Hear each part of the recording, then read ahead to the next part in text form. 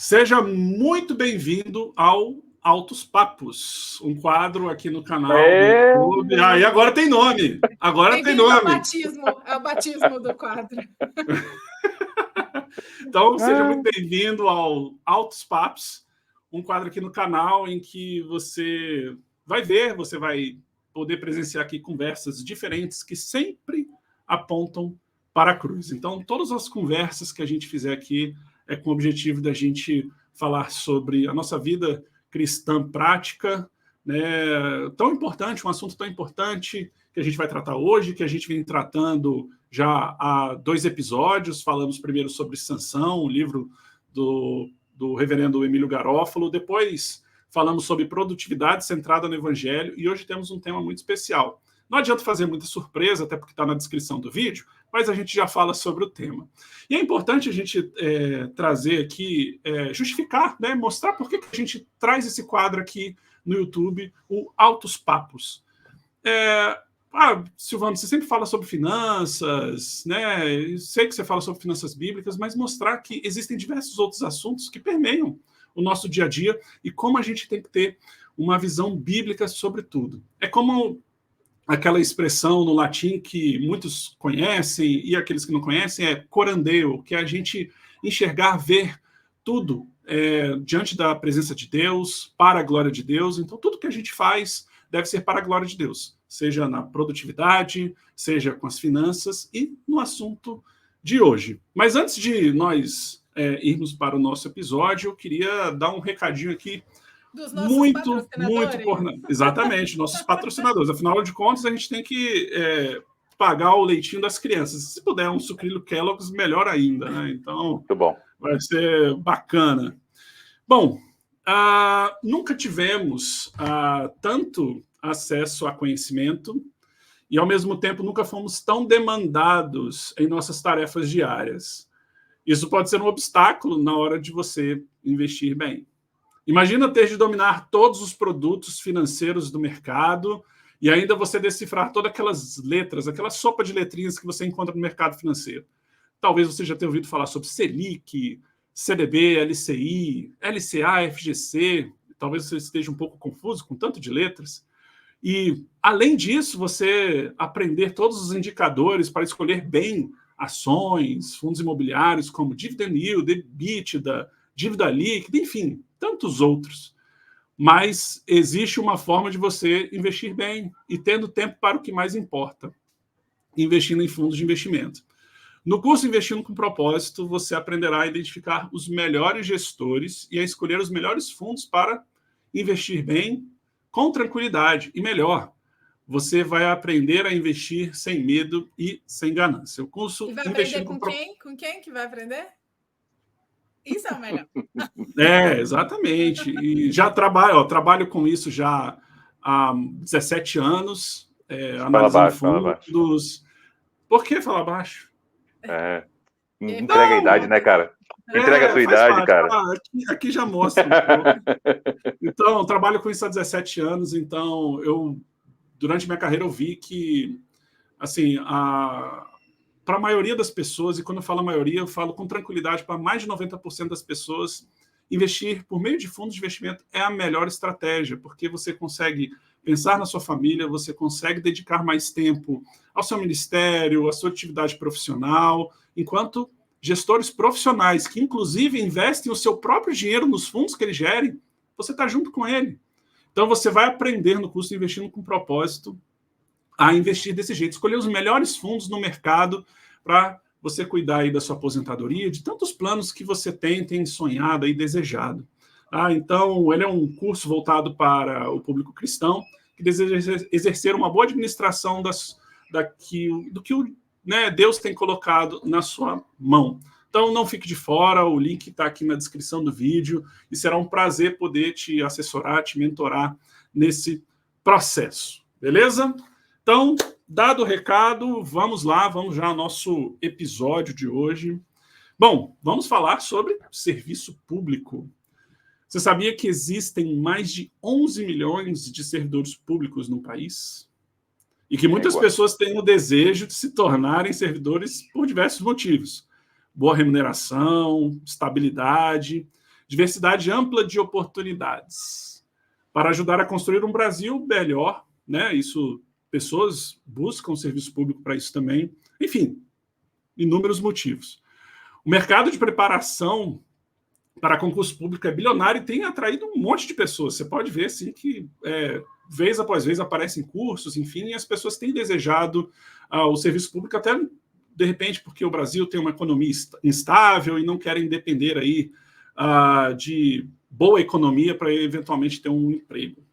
Para entendermos o que o servidor público faz, seus desafios e sobre a visão que o cristão deve ter sobre o assunto, chamamos 3 servidores públicos e grandes amigos nossos, que vou colocar aqui na tela e a Silvia vai fazer uma apresentação. Para vocês verem como é que é aqui em Brasília, né? Para você que não é de Brasília, essa vida de concurso público, de conhecer servidores públicos, isso é uma coisa muito forte na nossa realidade, né? Faz parte das conversas. Se você já fez um concurso, se você vai fazer um concurso, se você já é servidor, se você está querendo mudar. A gente já morou em outra cidade e é um pouco diferente. Então, se você está de fora de Brasília, você vai ver que a conversa é um pouco diferente, mas tem muita coisa para você aprender também. E então, nós estamos aqui com o Bruno, o Eduardo e o Rodrigo. E eles vão poder se apresentar, mas eu queria falar sobre um deles, que um deles recentemente disseminou uma discórdia na internet, porque ele criticou o pudim, gente. Falou que pudim não é sobremesa. Eu não vou denunciar, ele pode se defender. Pudim não é sobremesa? Falou que acredita. Falou que Você acredita na ousadia do cidadão? Apequenou essa maravilha da culinária brasileira, assim, na rede mundial de computadores, entendeu? É tipo heresia isso aí. Eu achei. Mas, merecia disciplina. Nossa, na hora. Fiquei tão nervosa que até sacudi o negócio aqui, porque essa história me deixa tensa. Então, é isso. Então, a gente está uma alegria receber vocês aqui na nossa sala. Estamos aqui na nossa sala para bater papo. Puxa sua cadeira, pega seu café, se bem que essa hora... Bom, não sei que hora você está ouvindo aí, né? Mas pega seu café, sua água, seu suco e vem bater papo com a gente. Aproveita os comentários para, sei lá, mandar suas perguntas, para contar de onde você está escutando, o que você está fazendo, enquanto aqui a gente está fazendo companhia enquanto você faz o quê. E vamos conversar com esses amigos nossos aqui. Bem-vindos, meninos. E podem se apresentar aí, falem um pouquinho para nós quem são vocês. Já pode falar. Rodrigão começa aí. Eu vou começar, que eu fui citado indiretamente. A gente já descobriu, então, que é o herege.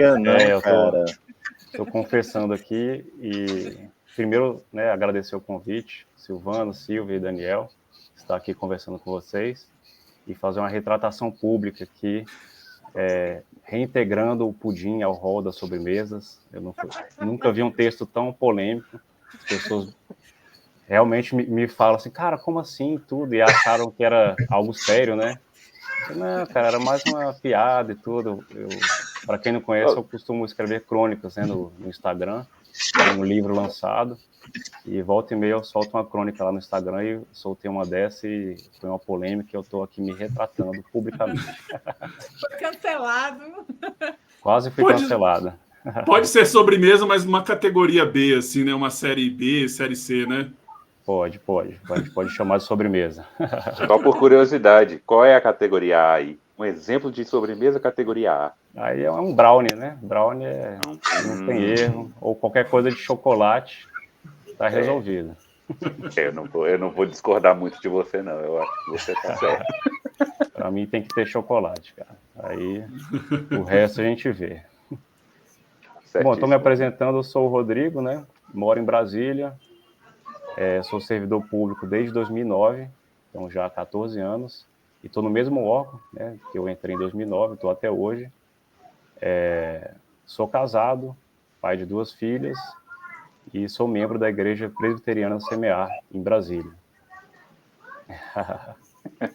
Junto com alguns amigos aqui, né? Vai lá, Edu. Bem, pessoal, um prazer enorme estar aqui com vocês. Agradeço o convite, Silvano, Silvia, Daniel, para tratar desse assunto, né? Que muitas vezes fora de Brasília é uma coisa, um tema mesmo alvo de discussões, se vale a pena, se não vale, que se engessa muito o nosso sistema brasileiro. Enfim, trazer aqui alguns insights e me colocar à disposição, né, como o Rodrigo, como o Bruno, para tentar trazer um pouquinho da perspectiva bíblica, né, a nossa veia um pouco mais reformada, tentando glorificar a Deus onde quer que a gente esteja, né, seja na iniciativa privada, mas aqui falando hoje do serviço público, espero que a conversa seja frutífera, tá ok? E para mim, pudim está na primeira categoria, viu? Aí, tá vendo? Tá vendo? Passo a palavra aí ao Bruno. É isso aí. Boa noite, pessoal. Uma alegria estar com vocês aqui. Obrigado pelo convite. Sou o Bruno, sou aqui de Brasília mesmo. Estou no serviço público já há 15 anos no órgão atual, além de 1 ano e meio, quando eu estava ainda na universidade, passei por um período ali numa agência reguladora. Sou casado, pai de um casal já aqui dando trabalho, mas com a chegada de mais uma pequena aí em breve. Maravilha. E uma alegria poder tratar desse tema, né, tão caro para o nosso país. Eu acho que a gente tem um desafio de trazer, de fato, para os cristãos uma perspectiva mais bíblica do que é o serviço público. Eu acho que vai ser bastante legal conversarmos sobre isso. Aí só para fazer um adendo, né? A gente abriu uma caixinha no Instagram semana passada, eu acho, né? Pedindo para as pessoas fazerem perguntas sobre esse assunto. Então a gente vai trabalhar algumas perguntas que foram feitas lá também na caixinha, tá? É isso aí. E só para reforçar que eu não fui o autor dessa crônica, não, mas eu assino embaixo o que o Digo escreveu, viu? Pudim é por dia a dia, segunda a sexta, não vale num restaurante. Ninguém pede um pudim num restaurante. É que você está indo no restaurante errado. Eu também acho. Eu concordo que o chocolate é top, o brownie é maravilhoso, mas um pudimzinho bem feito, cara, top demais. Vou limpar a barra, tá? O Digo, ele deu essa escorregada aí com a questão do pudim, mas ele tem uma crônica sobre atividades dos trabalhos que a escola manda, baquete. Essa aí não tem discussão. Essa aí realmente ele conseguiu colocar em palavras o que todos nós sentimos e pensamos. Depois, se ele quiser, ele dá o arroba dele, você vai lá e dá uma lida. Como diz um narrador, popularmente o pessoal diz, não merece palmas, merece o Tocantins inteiro. Inteiro, né? Gente, para a gente entrar no assunto aqui, vamos lá. É uma perguntinha um pouco mais ampla, né? Mas acho que é bom, porque nem todo mundo está acostumado com o servidorismo público, né? Então, o que ele é, né? O que é o servidorismo público? O que é o serviço público? Como que ele se organiza, né? Então, deem aí uma breve explicação, né? Um overviewzinho para o pessoal entender bem. Tem 3 habilitados aí, é só vocês tirarem no dado, escolher aí. Cara, para esse tipo de apresentação, eu considero que o Digo é o mais, né, o Rodrigo é o mais apto, né, a responder, considerando o mestrado aí, os textos que já escreveu. O que você me diz, Digo? Estou errado? Não, vamos lá, então. Também a gente teve que fazer um projeto na escola, né, explicando as profissões, que eu também escrevi uma crônica sobre isso. Adorei. E aí tinha um médico, tinha um jornalista, um engenheiro, e aí tinha um servidor público, né? Que eu vou explicar para as crianças, que eu vou explicar para minha filha. E aí fica um pouco difícil, né, a gente transformar em algo mais simples, né, uma frase simples, mas eu falei, olha, o papai trabalha para o governo, né? Então a gente ajuda o governo a fazer as diversas coisas que faz. Eu expliquei mais ou menos o que o Estado fazia, né? E falei, olha, eu trabalho para o governo brasileiro, ele é o meu patrão, né? Então, eu acho que a gente poderia usar essa definição bem mais singela, né? E classificar o serviço público como um serviço para o Estado, né? Então, a gente tem algumas diferenças da iniciativa privada, como o seu patrão, como carreira, como salário, e tudo isso vai impactar diretamente, né? Então, uma diferença bem marcante do serviço público para o privado é que o seu salário é definido em lei, né? Você não tem margem para negociar com seu chefe, né? Então você depende de uma apresentação de uma lei, da aprovação dessa lei no Congresso, da sanção do presidente para o seu salário aumentar. Então, é uma característica, por exemplo, que mostra essa diferença entre o serviço público e o privado, né? Se me permitir só complementar, acho que esse gancho foi bem legal que você colocou, a respeito não só do salário, como também das nossas funções, né? Do que nós devemos fazer, do que não devemos fazer. Na empresa privada, né, existe talvez uma liberdade maior e uma discricionariedade maior para você atuar, enquanto no serviço público você é regido, né, por uma série de normas e regras que você deve estar ali restrito na sua atuação, e sem perder de vista que quando a gente fala de governo, a gente está falando da união das pessoas, né? A gente trabalha para o Estado, a gente está falando que a gente trabalha para o cidadão em última instância. Eu acho que é sempre uma perspectiva importante da gente se lembrar, né? Que como servidor público a gente não está trabalhando diretamente ali para uma empresa visando lucro, a gente não está trabalhando, né, para eventualmente nós mesmos termos os nossos benefícios daquilo que nós entendemos como algo pertinente, seja oportuno, mas aquilo que a sociedade, o cidadão, em última instância, ele deseja, né? Então, acho que essa é uma grande diferença do serviço público para o privado. Eles seriam os clientes, né? Seriam os clientes, exatamente. Perfeito. Inclusive, falando de cliente, Daniel, isso daí inclusive, a última perspectiva de administração pública mesmo, né? Você enxergar toda a máquina pública como algo que está indo atrás disso que o Bruno colocou enquanto coletividade, né? Tratando os cidadãos agora como clientes, prestando contas, entendendo o aspecto de governança pública, né? Então, assim, pegando bem essa fala do Rodrigo e do Bruno, é interessante até entender que a administração pública não é uma coisa estanque, né? E não obstante ela seja de fato regida por normas, tenha uma dificuldade um pouco maior de aplicar uma inovação disruptiva, você enxerga a evolução de administração pública, não somente em termos de Brasil, mas em de vários outros países do mundo, migrando numa perspectiva voltada para normas e organização de Estado, para o atendimento das pessoas, né, da sociedade em si, buscando, de fato, encontrar o que hoje está sendo muito chamado de resolutividade, né?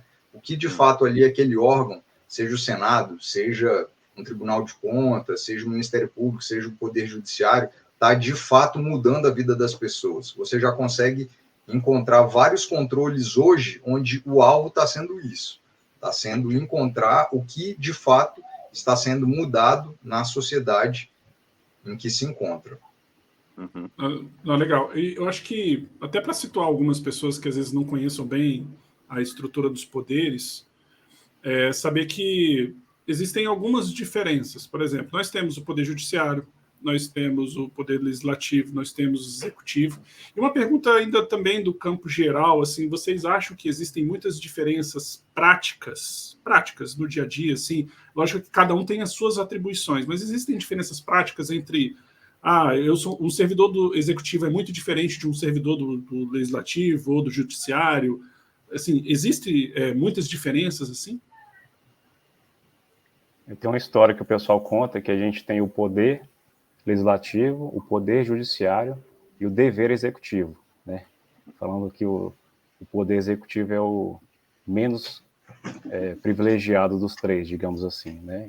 Mas assim, tem essa diferença existe, né? Apesar da piada, porque o executivo é o mais numeroso dos três, né? Então, quando a gente está falando de atribuições, cargos, carreira, para qualquer alteração a gente tem que ter uma lei. E quem apresenta a lei no âmbito do Executivo é o presidente da República. E, por definição, ele é um ator que está voltado para outras pautas sociais, como construir um hospital, né, construir uma escola. Ele se preocupa com questões macroeconômicas, então, assim, ele vai colocar o servidor público em último lugar, digamos assim, né? Então, o executivo tem essa defasagem natural, enquanto o judiciário e o legislativo, por serem órgãos menores, a gente tem essa facilidade em alterações legais, né? Então, isso é uma diferença que de fato existe, né? Que a gente observa na prática do executivo com os outros poderes, né? Não sei se Você o diz, pessoal por exemplo, concorda. na hora de um aumento, né? Por exemplo, salarial, o cara tem que pensar em construir um hospital, ou por exemplo, a inflação está altíssima, coisas assim, e ele vai deixar essa questão da pauta de salário lá por último lugar, né? Exatamente. E quando ele apresenta esse projeto, ele tem que apresentar para todas as carreiras, né? E aí o Silvano falou que existem 11 milhões aí de servidores públicos. Sim. Eu diria que 90 e tantos por cento estão no executivo, né? Sim. E só acho que para facilitar também para quem está ouvindo, por exemplo, a gente pode citar do executivo, por exemplo, professores de universidades federais, nós temos também o pessoal que trabalha muitas vezes ali no ministério, nos ministérios, né? Ministério da Fazenda, da Pesca, né? Da Agropecuária. Aí também nós temos ali o Legislativo, né? Vamos falar aqui mais do campo federal, por exemplo, nós temos a Câmara, o Senado, nós temos aí o TCU assessorando. Se eu estiver cometendo alguma impropriedade, por favor, me corrijam, vocês que são os doutores no assunto, né? Então, o TCU ali assessorando, né, no controle externo ali da parte legislativa, na parte de contas, enfim. Nós temos o Judiciário e o Ministério Público também como um órgão independente. Eu falei bobagem, é mais ou menos por aí, só para as pessoas terem uma ideia do que tem ali mais ou menos dentro de cada poder. Sim, acho que é por aí mesmo. Eu só queria complementar que entre todos os poderes, né, existem alguns tipos de serviço da área meio que são comuns, né, que eventualmente qualquer um dos poderes você vai ter basicamente o mesmo tipo de serviço, né, quando se trata de serviços administrativos, a questão de comunicação, de gestão de pessoas, né, essa área de apoio. Agora, naquilo que é a missão finalística, realmente, aí vai ter muita mudança, né? Então, você pode ter, como você bem comentou, um gestor de políticas públicas que vai estar pensando ali, muitas das vezes, como implementar determinada política, né, para os cidadãos, seja, né, dos diversos assuntos dentro do poder executivo. É totalmente diferente daquele que vai assessorar um parlamentar, que vai, muitas das vezes, ajudar a construir ali um texto legislativo, trazer uma discussão dos limites, inclusive, que o Poder Executivo pode atuar. E, por fim, ali quem vai estar assessorando, né, um juiz, trabalhando ali no Poder Judiciário, que tipo de trabalho ele vai estar justamente em trazer como julgar a partir das leis, a partir dos atos constituídos. Então, acho que tem bastante diferença na missão finalística, e aí o que cada um vai atuar, e acho que talvez um conselho aqui é que as pessoas realmente entendam bem o tipo de serviço que elas vão atuar, porque, assim, acaba variando demais num serviço mais rotineiro, ou num serviço que vai demandar sempre uma inovação, vai demandar dela, né, talvez expertises diferentes, né, ao longo do tempo. Então, acho que é algo bom de se pensar, de se conhecer realmente mais a fundo, antes de se aventurar e decidir qual dos poderes seguir. Eu até ia comentar exatamente nesse sentido. É legal perceber essas diferenças, justamente para ter esse olhar na hora de você decidir para onde eu vou, né? Onde eu posso ser mais útil, né? Para onde que eu vou? Onde que eu me dou? Posso me doar de forma melhor, né? Trabalhar de forma melhor e abençoar o local onde eu estou, né? Porque, como a gente falou no início, o propósito todo é glorificar a Deus, né? Com o nosso trabalho. Então, é muito interessante, realmente, saber para onde você está indo e se você vai ser útil lá. Exato. Uma segunda pergunta para a gente depois ir já para a parte principal da nossa conversa, eu queria entender de vocês, saber de vocês, quais são os grandes mitos e verdades do serviço público. Porque, assim, a mídia, a população em geral tem algumas opiniões sobre serviço público, e eu queria saber de vocês o que é verdade, o que é mentira. Por exemplo, algumas pessoas falam que as pessoas no serviço público não trabalham. Eu tenho uma experiência diferente, né? Eu acho que tem, como em qualquer empresa, seja ela privada ou pública, tem gente que trabalha e tem gente que não trabalha. Tem gente que trabalha muito, trabalha pouco, seja o ambiente. Mas eu queria saber de vocês a experiência. Ou outras também, sei lá, sobre estabilidade, sobre, enfim, diversas outras coisas que vocês julgarem aí que são mitos e verdades sobre o serviço público. Eu considero que esse é um grande mito. O serviço público não trabalha. Não trabalha, né? Agora, eu concordo inteiramente com essa sua visão de que tanto no serviço público quanto no serviço privado tem gente que trabalha muito, tem gente que trabalha pouco. Então, isso aí não é a característica, né, do tipo de emprego, se público ou privado. Acredito que é muito mais uma questão pessoal. E aí, claro que, eventualmente, existem, né, órgãos e órgãos em que isso também vai variar o nível de demanda, o nível de cobrança, e nessa perspectiva da gestão, né, você precisa de ter, né, bons líderes para realmente fazer com que seja algo equilibrado. Ninguém precisa trabalhar demais, mas também ninguém fique à vontade para trabalhar de menos, né?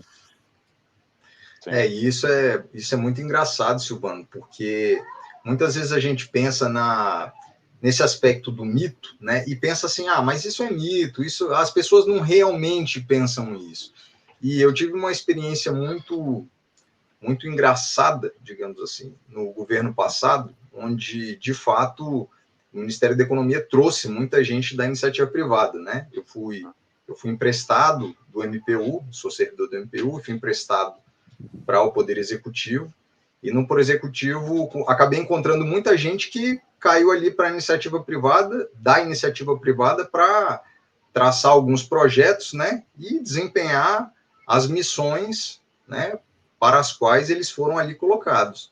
E, de fato, a concepção das pessoas era muito essa, de que os servidores, em geral, eram todos burocratas, ineficientes e, algumas vezes, nem sempre, preguiçosos, né?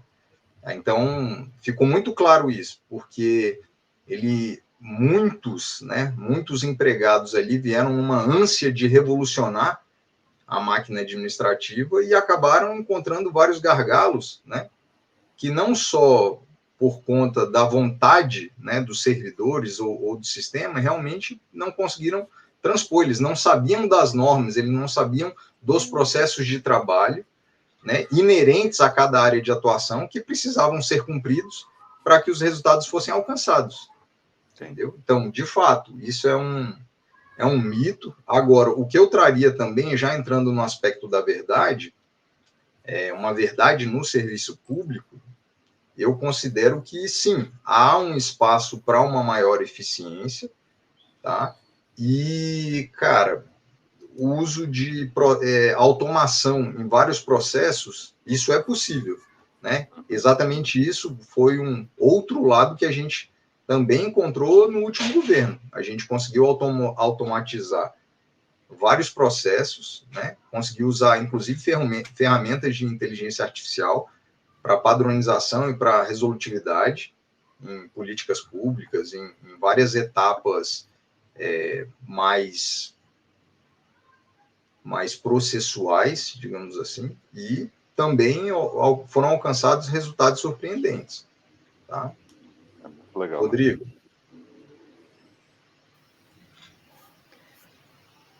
Eu acho que é isso aí, né? O mito de que o servidor público seria aquele burocrata que é incompetente e quer ir para casa cedo, né? Embora a gente veja isso, né? Acho que a gente também pode ver isso em qualquer outro lugar, né? Além do serviço público. Então a gente acaba encontrando gente muito boa, muito qualificada, competente e que consegue criar coisas muito interessantes, apesar das regras, né? Que às vezes amarram demais, né? Porque a gente está gerindo coisa pública, então, obviamente, o controle é maior, né, do que na iniciativa privada. E pessoas que conseguem, apesar disso, criar, inovar. Então, assim, é uma coisa bem interessante que a gente vê na prática, né? E essas regras a gente não tem que olhar também de forma pejorativa, né? A gente, às vezes tem um olhar pejorativo em relação a isso, né? Ah, só burocracia, só não sei o quê. Mas também é com respeito à governança, né? Ao cuidado que tem que ter com a coisa pública, como você falou, né, Rodrigo? E é engraçado, Daniel, porque assim, muitas vezes, quando você sai um pouco do escopo do serviço público, e às vezes você pode ir para uma empresa familiar, digamos assim, né? Onde o patriarca, a família ali, o pai e a mãe construíram com muito suor, etc., chegam numa determinada altura da vida e pensam na perspectiva de sucessão, né? E aí acaba colocando muitas vezes um filho ou outro que, cara, não tem a menor aptidão e ele muitas vezes parece, entre aspas, muito mais com esse estigma do funcionário público do que outra pessoa. A diferença ali é, claro, que se a escolha for mal feita, a empresa vai acabar fracassando, né, nas suas atividades. Mas provavelmente todos nós aqui já tivemos alguma experiência ou outra de encontrar o filho de alguém que era empresário sendo colocado ali numa posição privilegiada, não trabalhando quanto vários dos seus subordinados. São questões que a gente acaba se esbarrando por aí. E eu, assim, vou dar um breve testemunho. Assim, eu já tive a oportunidade de conhecer o serviço público, ainda que um banco público que tem um pouquinho, uma natureza um pouquinho diferente, né? Até porque é uma empresa que busca lucro, tem tem algum tipo de visão um pouco diferente de quem simplesmente tem que atender o público, independente da situação lá, tem que ter economia de recursos para gerar lucro, enfim. Mas tem o espírito público, por exemplo, em contratações, né, seja de pessoas ou de sistemas, serviços, enfim, né, tem toda uma regra ali para obedecer licitações, contratações em geral, enfim.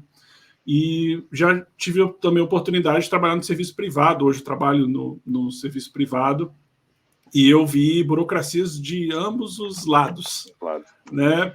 Sejam burocracias que a burocracia, pela palavra em si, ela não é uma palavra ruim, porque exige um rito, um cuidado, enfim, mas são coisas que muitas vezes são necessárias, como o Daniel colocou aqui, para observar, porque, na verdade, o dinheiro é público, né? Então tem que ter todo um cuidado nessa administração, mas quando a gente vê também grandes empresas familiares, nessa questão, como o Eduardo colocou assim, dessa sucessão, muitas vezes são pessoas que não são capacitadas e assumem posições que não deveriam estar.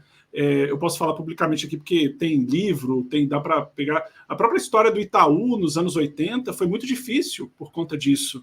Até que depois chegou o Roberto Setúbal e fez toda uma mudança, comprou briga com a família para depois encaminhar o Itaú para ser a empresa eficiente que é hoje. Mas antes era uma bagunça, era pessoas brigando por poder e trazendo ineficiências para o banco, um ente privado.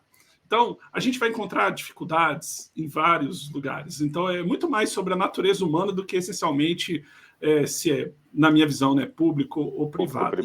E é claro que essas verdades, elas existem, né? Assim, existem ritos que, muitas vezes, a gente queria acelerar dentro do serviço público, mas que a regra coloca que precisa observar prazos, recursos, né? E por aí vai. Então, são mitos e verdades, mas acho que o maior mito, e falo por experiência própria, é que essa questão de que servidor público não trabalha, isso é uma grande mentira, tá? Então, a população geral pensa isso, é porque sim, tem servidores ruins, mas como tem empregados de empresas privadas também muito ruins. Isso gera ineficiência, só que não gera publicidade, né? Então, tem até uma história de um diretor lá em Minas Gerais, há um tempo atrás, um diretor de uma repartição pública, ele botou como lema o seguinte: não basta despachar o papel, é preciso resolver o problema.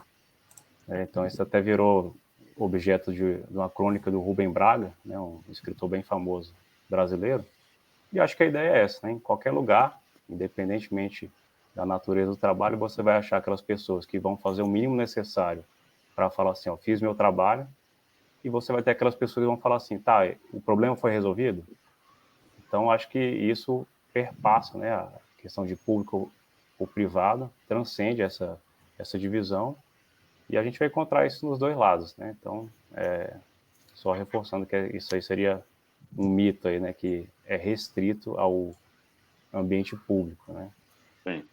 Mas embora talvez seja um mito, né, como a gente tem comentado, talvez por essa característica do serviço público ter um dever de prestar contas ao cidadão, ter essa responsabilidade, deveria acontecer assim com menos frequência, né? Assim, a gente entende que não há espaço para isso quando a gente está falando, né, do contribuinte, do cidadão que paga impostos e tem gente acomodada sem eventualmente trabalhar. Então, essa talvez seja a diferença, né? Na iniciativa privada, você tem ali eventualmente, né, os acionistas, os proprietários que vão fazer a sua gestão, mas no serviço público, muitas das vezes você, né, não deveria ter esse tipo de situação, uma vez que para solucionar tem um custo de transação muito mais alto. Então, acho que essa é uma diferença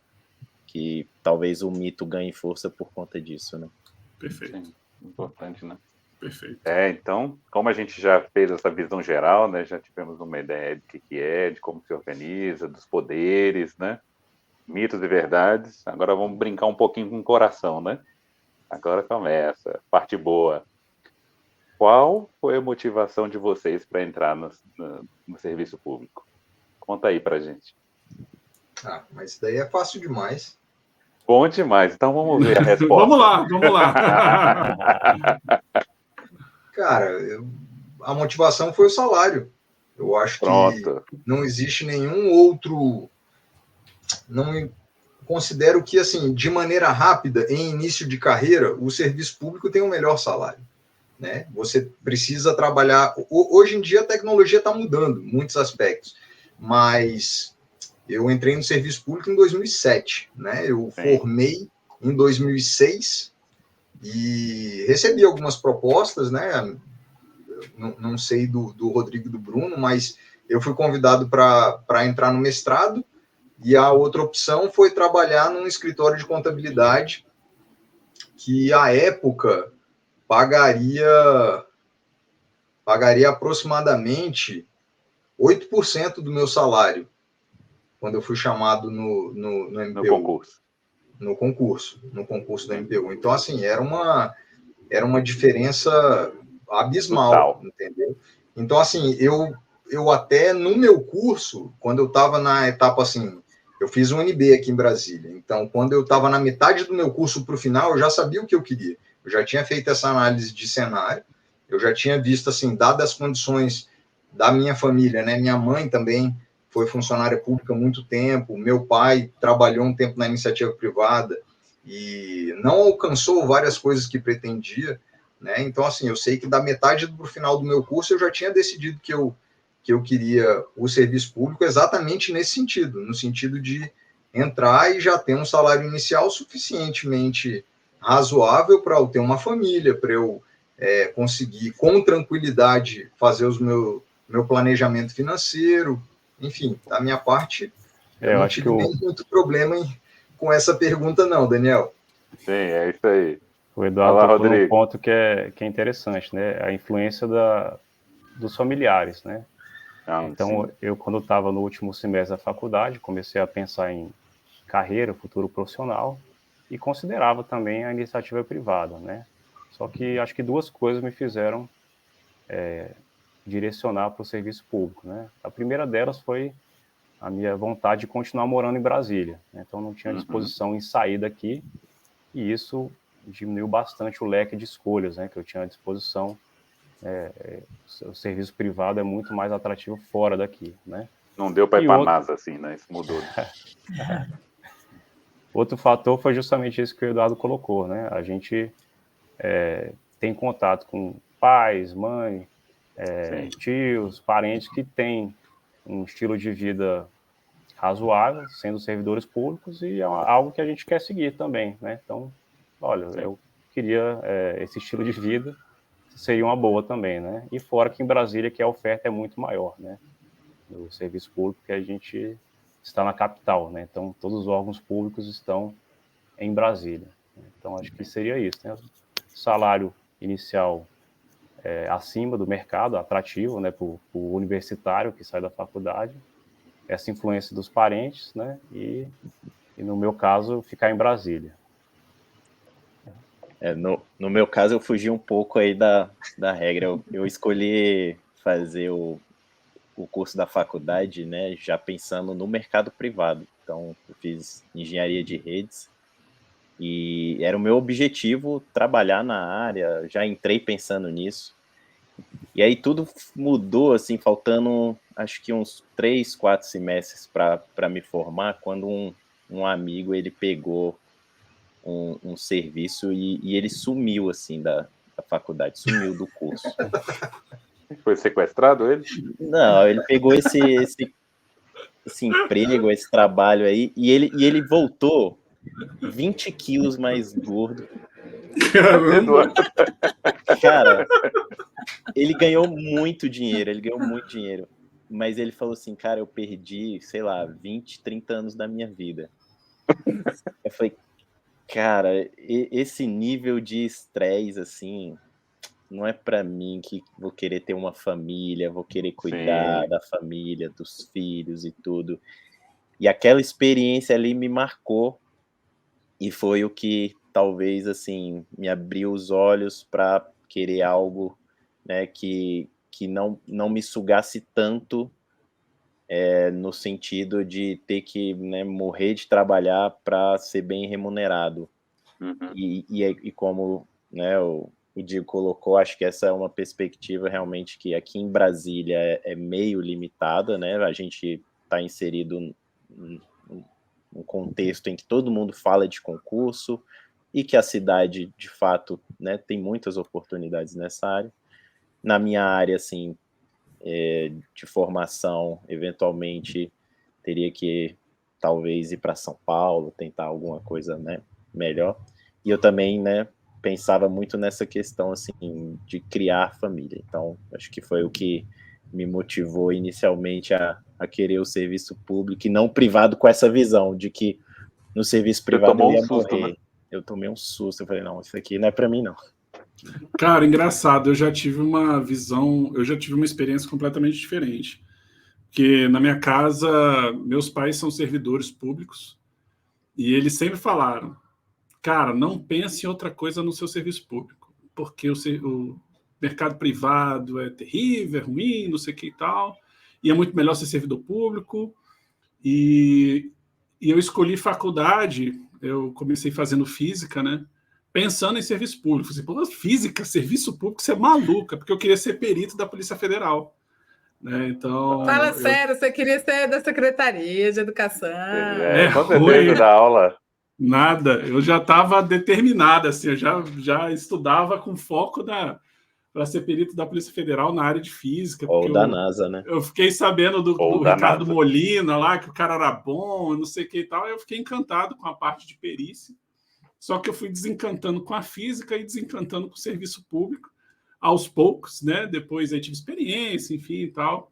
Mas eu já tive uma experiência completamente diferente, né? Minha família, meus pais são cariocas, mas vieram para Brasília em função do serviço público e toda a minha trajetória foi nesse sentido e tal. Mas é engraçado, né? Mas só um comentário, né, que o Edu trouxe aqui sobre essa questão do salário. Também acho que todo mundo colocou um pouco a questão do salário. É uma questão, gente, que é honesta, é justa. Por que não? A regra do jogo é essa, né? A gente sabe que o salário inicial no mercado privado muitas vezes é desumano, né? Muitas vezes é muito baixo, que você não consegue compor família. E vocês muitas vezes já têm esse projeto, você já tem uma pessoa que você já tem um relacionamento, você quer casar, e o serviço público pode facilitar esse processo e, gente, é perfeitamente possível, né? Então, você vai poder desenvolver um bom trabalho, né, sendo bem remunerado. Então, sem dúvida, é uma oportunidade. Eu estava pensando nisso, né? Para aliviar a barra de vocês, né? Os três falaram sobre família, né? Família. Eu falei assim, a galerinha tá esperta. São boas motivações.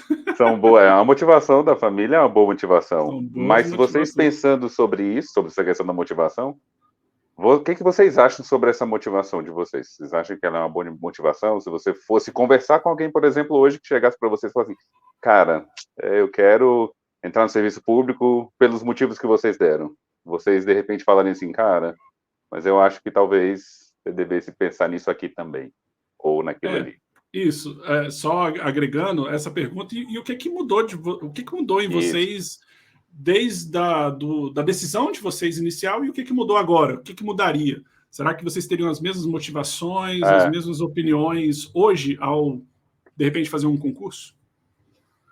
O Edu entrou em 2008, 7. né? 7?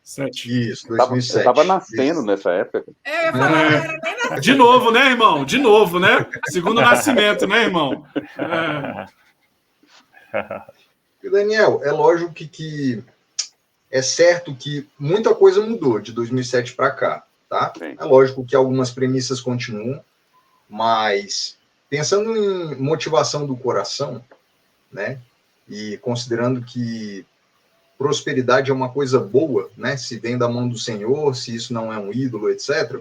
Não vejo nenhum motivo pelo qual eu orientaria em outro sentido alguém que está numa circunstância parecida, que vem de uma família sem recursos, que quer desempenhar um bom trabalho, né? Sendo um trabalho lícito, né? Sendo um trabalho que vá de acordo com a sua profissão de fé, eu não vejo problema nenhum na pessoa ser servidora pública, né? Muito pelo contrário, eu acho uma motivação ótima. A pessoa querer trabalhar, querer o quanto antes, né? Entender que isso é um caminho e seguir nessa direção, né?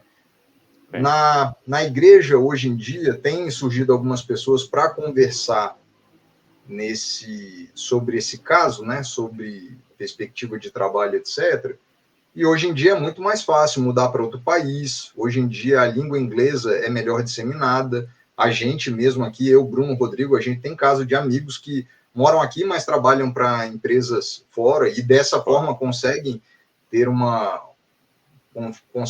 bons rendimentos e da mesma forma, né, com os mesmos alvos, casar, constituir família, etc. Então, assim, eu diria que hoje tem outros aspectos. Quando a gente vai fazer esse tipo de aconselhamento, né, profissional, eu considero que existem outras opções, né? Mas não sei Bruno, não sei Rodrigo. Na minha época, eu nem considerei muitas outras opções, né? Eu acho que é legal a gente pensar nisso, Silvano, porque muitas vezes a gente romantiza, né, essa questão da vocação. Tem que ser algo que eu nasci para fazer, e a gente começa a fantasiar, né, eu vou servir ao público e tudo, e não é isso, né? Então, é uma motivação legítima, como o Eduardo colocou, você almejar um emprego que pague bem, que seja ético, legal e que sustente tua família, né? Seja público ou privado. Então, você se motivar por isso, eu não vejo nenhum problema, né? Desde que você faça algo lícito, né? Mas acho que é isso, né? E como a gente está numa realidade, numa cidade onde a oferta é muito grande, né? Então, como se você abrisse os classificados e tivesse lá, ó, não sei quantas vagas contratando, e o contratante é o governo federal, né? E o processo seletivo é um concurso, legítimo você participar e querer ingressar por conta disso, né? O que eu só teria cuidado ao falar com alguém, talvez, fosse no sentido de que o concurso e a carreira pública, às vezes, ela é vista como uma solução para todos os problemas, né? Por quê? Porque depende de você ser aprovado num concurso. Então, isso pode ser uma armadilha muito traiçoeira, né? Só depende de você, às vezes entrou numa dívida, você está mal no seu emprego, com seu chefe, aí você coloca, eu vou passar no concurso, meu problema vai se resolver. Né? Quando não, às vezes o que vai resolver é você quitar a tua dívida, ter uma boa gestão financeira, procurar outra área, outra empresa, né? E eu vejo muitas pessoas indo por essa motivação, como, ó, isso aí vai resolver minha vida, vai ser uma tacada só. E às vezes a pessoa está longe, né, ali de conhecimento para passar e se ilude, né, tentando fazer com que isso resolva problemas que, de certa forma, não vão ser resolvidos, né? Da minha parte, assim, eu acho que mudou bastante a minha visão sobre vários aspectos, né? Inclusive esse de ter o serviço público como algo que me proporcionaria algo que a iniciativa privada não me proporcionaria. Isso é algo que mudou na minha visão. Acho que é algo que eu poderia ter também na iniciativa privada, podendo dosar isso, né, dentro da empresa que eventualmente eu poderia estar trabalhando. E, inclusive, a minha visão também de serviço público mudou bastante, assim. Eu não tinha esse propósito nobre de talvez estar servindo a sociedade. Claro que nós, como cristãos, sempre servimos ao Senhor, né? Nós, tudo que fazemos para a glória do Senhor. Mas, além disso, né, essa perspectiva de você produzir o bem para a sociedade como um todo, assim. Você não está limitado ali a um círculo pequeno, digamos, dentro de uma empresa, trabalhando ali com um crescimento simplesmente de um grupo de pessoas. Você está fazendo uma coisa que é para a nação como um todo. Acho que isso pode atingir de forma mais ampla, né? Atingir mais pessoas, né? E penso que, assim, algo que deveria ser levado em conta para quem eventualmente pretende ir por esse caminho, eu acho que o Diego começou a abordar, acho que não é uma coisa que é tranquila para qualquer um, em qualquer momento de vida, em qualquer situação. Acho que eu tive o privilégio de ter disponibilidade de tempo, de recursos, né, para poder estudar, para poder me dedicar, que nem todo mundo tem.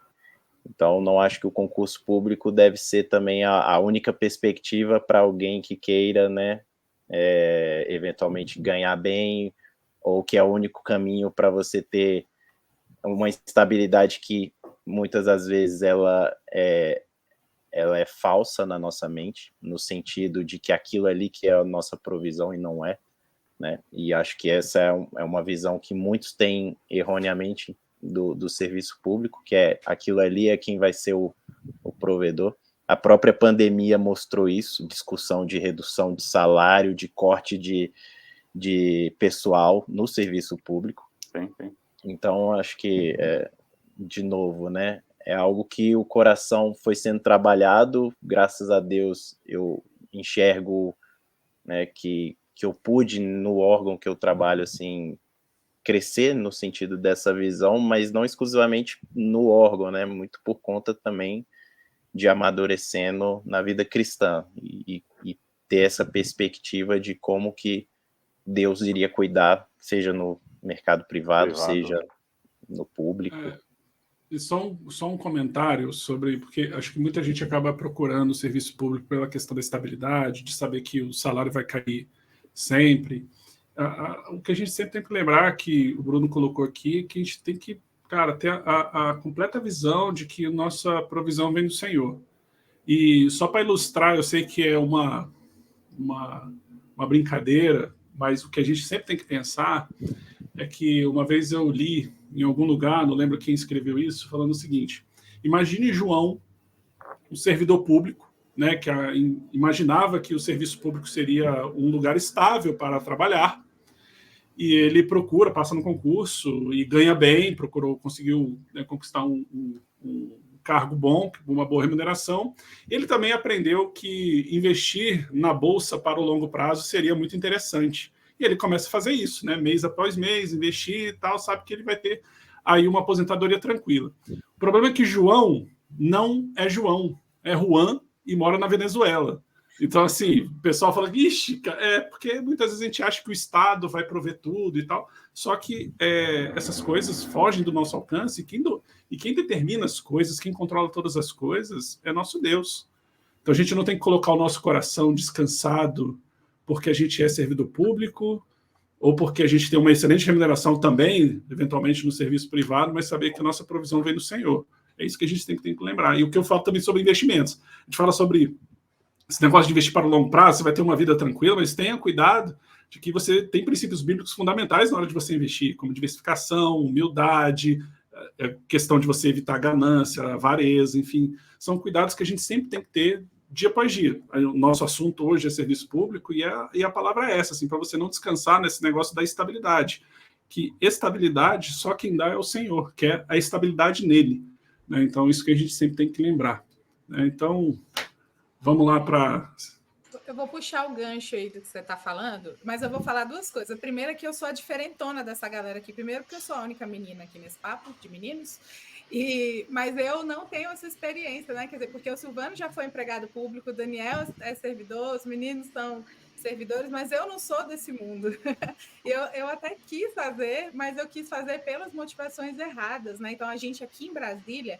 eu lembro muito disso, assim, que as conversas são muito, muito pesadas nesse sentido, assim, de que você tem que fazer, porque é isso, ainda mais quando a gente é jovem, né? Você não vai conseguir fazer outra coisa que te pague tanto, que de certa forma talvez seja verdade, né? O salário inicial é diferente mesmo, enfim, mas eu nunca tive esse encantamento pelo serviço público. Mas quando eu me encantei pelas propostas de, como é que falava lá no meu cursinho? Vou estudar para não trabalhar mais. Vou estudar para não ter que fazer mais nada e ganhar dinheiro. Olha o mito aí, ó. Olha o mito aí, ó.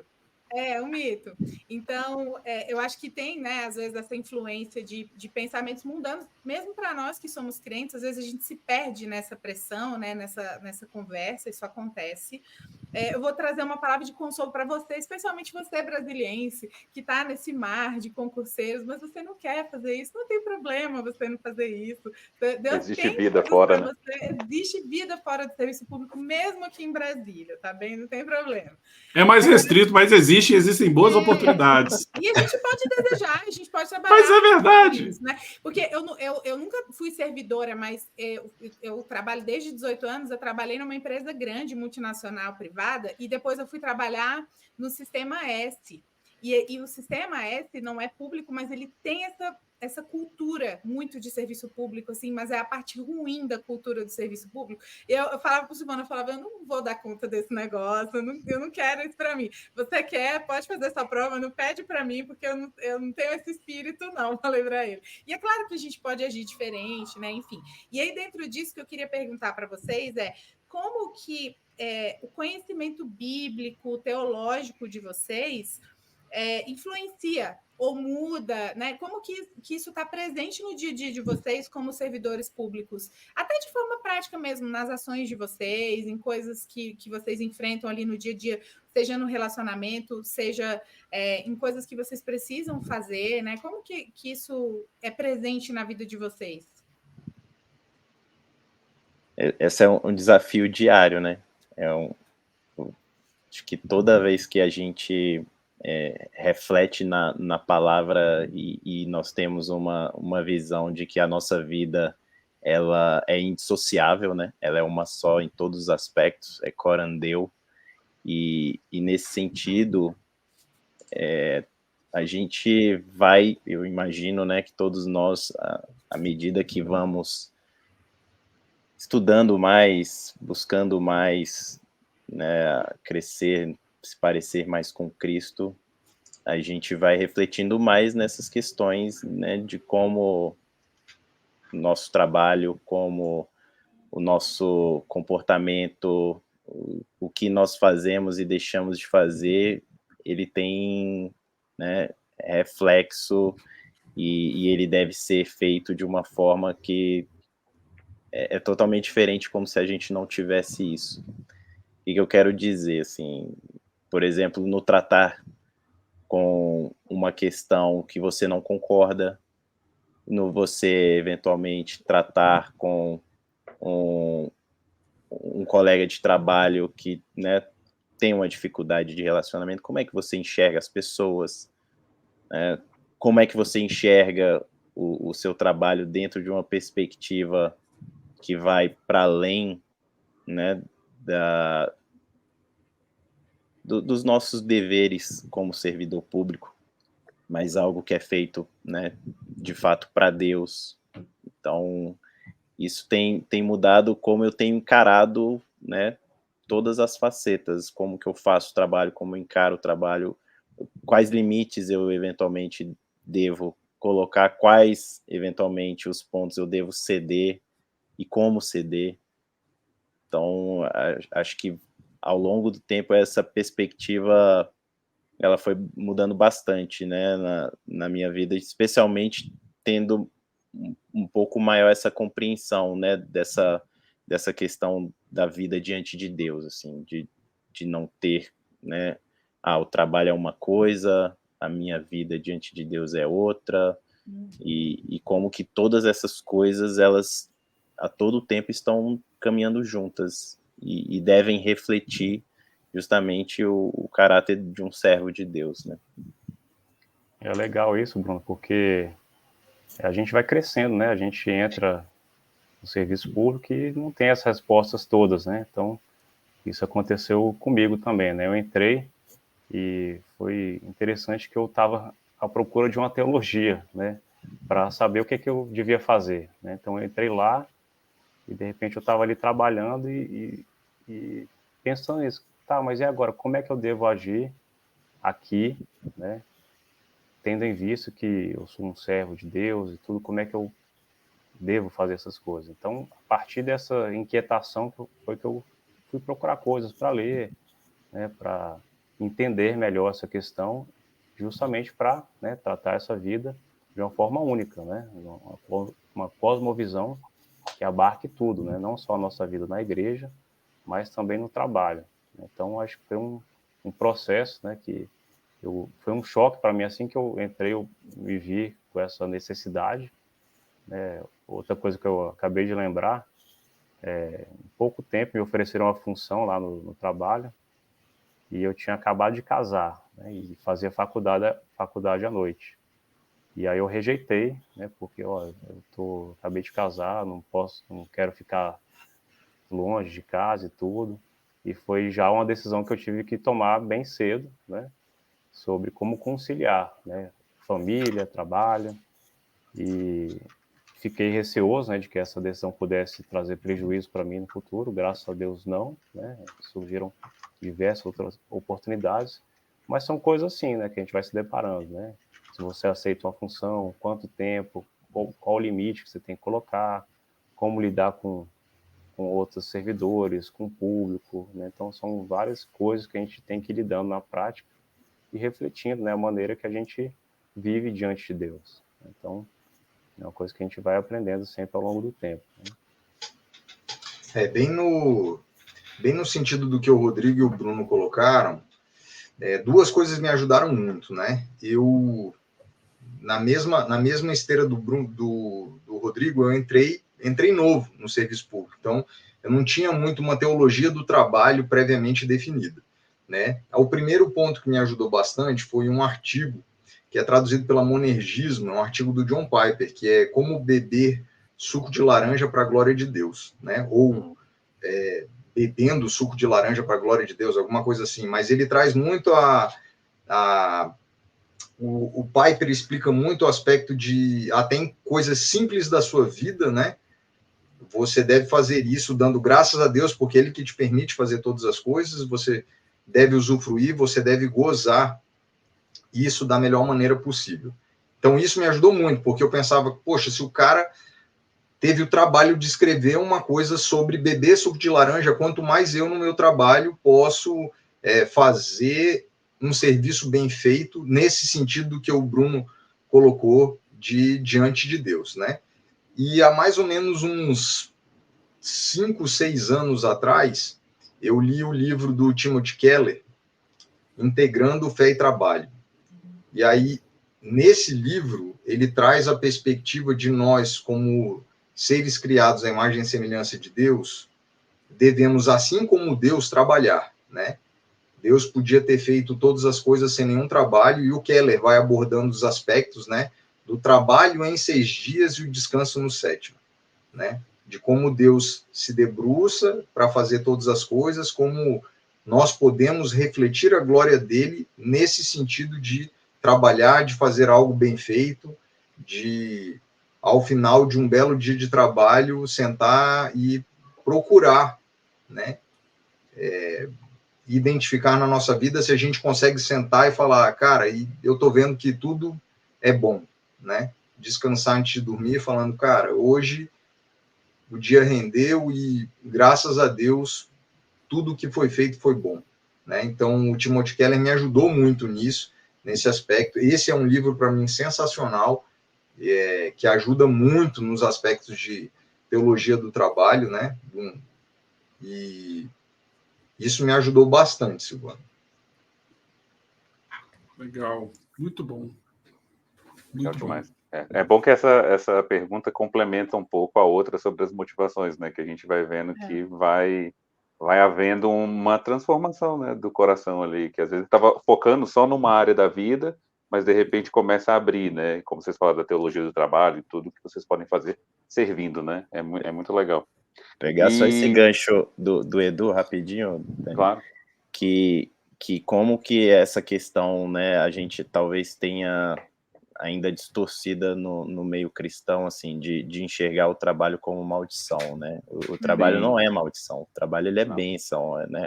A queda trouxe, sim, né, aspectos que não tinham, né, na criação, mas ele não deixou de ser uma bênção. Sim. O trabalho é uma bênção, e você ter essa perspectiva, inclusive no serviço público, de encarar, olha, meu trabalho, né, é um privilégio, é uma bênção, muda a forma como você, né, passa a encarar o dia a dia. Então, realmente, esse ponto que o Edu trouxe é bem interessante nesse sentido, né, da gente ter essa perspectiva de que o trabalho é algo bom, o trabalho foi algo criado por Deus, e encarar isso como bênção, né, muda a forma como você vai encarar, por exemplo, a segunda-feira, né?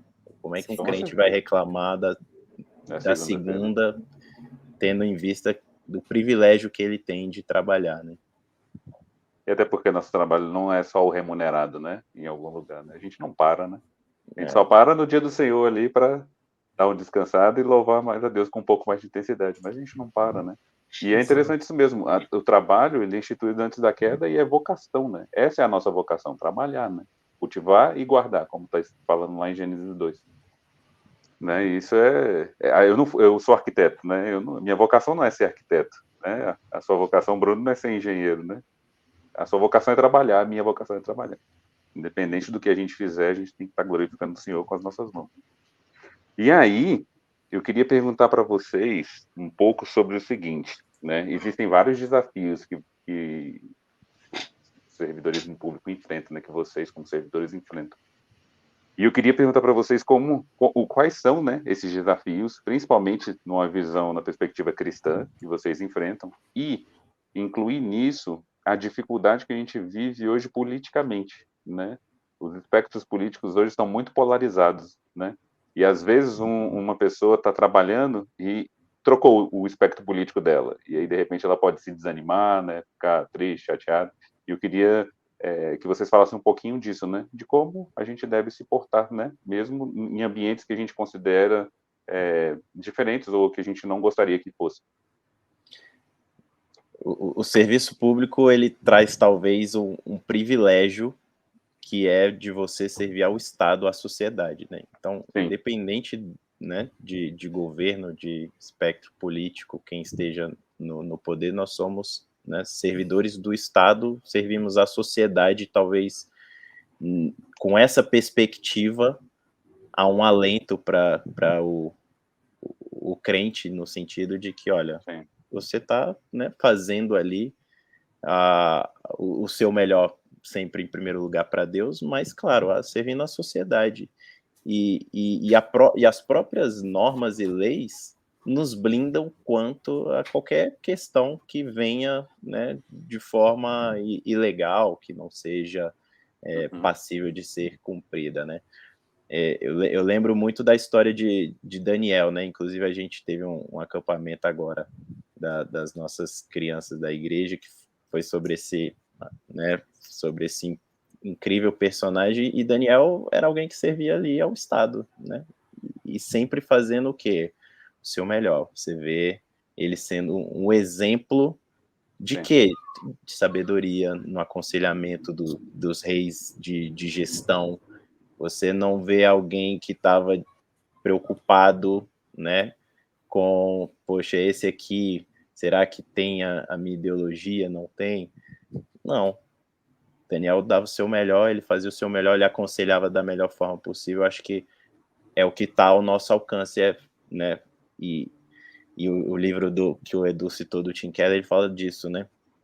De você ter essa perspectiva sempre de você estar fazendo o seu melhor onde Deus te colocou ali naquele momento.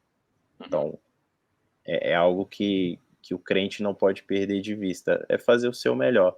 Tem coisas que você eventualmente pode ter uma visão política né, distinta, mas que isso não vai prejudicar como você vai encarar o seu serviço e você vai encarar os seus deveres. E acho que esse é o ponto que é um desafio, mas que, né, ao mesmo tempo, é um privilégio do servidor público de poder fazer aquilo que ele foi chamado a fazer, independente de governo. Né? Eu que trabalho no Congresso, né, diretamente com atores políticos, lido muito com esses dois lados aí da moeda. Inclusive, uma conhecida me perguntou, nossa, como é que você consegue trabalhar lá com aquelas pessoas? E falou de um determinado partido, né? Sim.